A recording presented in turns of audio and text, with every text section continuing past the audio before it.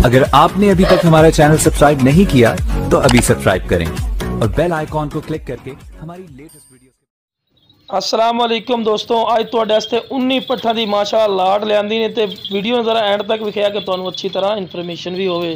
ते लो जनाब तुसीं चेक कर सकते हैं हर कलर च माशाअल्लाह अपने कोल पट्ठा पईयां।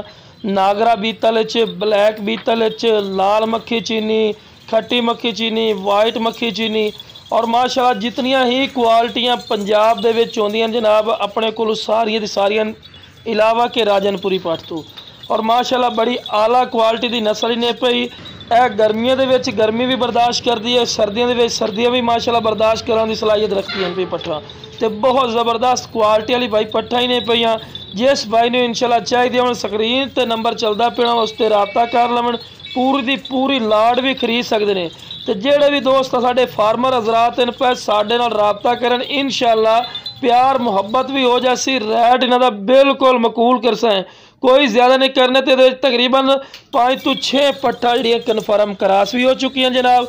तो उस तो इलावा जी दूसरिया पट्ठा पे सारिया ही वड्डियां पट्ठा ही ने।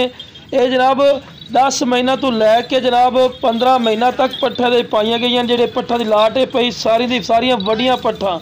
जेड़ा भाई फार्मिंग करना चाहता इंशाल्लाह उसकी फार्मिंग वास्ते बहुत ज़बरदस्त माशाअल्लाह पट्ठा ही ने पईयां। तो इंशाल्लाह रेट भी बिल्कुल मकूल। तो चीज़ा माशाअल्लाह वेखना डबल हड्डी दे चमकदार पशम तो सारिया माशाअल्लाह सेहतमंद और एक्टिव माशाअल्लाह पट्ठों सन। ठीक है ना जनाब। तो माशाअल्लाह वेखो ब्लैक बीतल नागरा बीतल जितनी ही माशाअल्लाह क्वालिटी होंदी मैं तुहानू दस्सिया कि सारी क्वालिटी माशाअल्लाह इस लाड़ दे विच पाई गई हैं।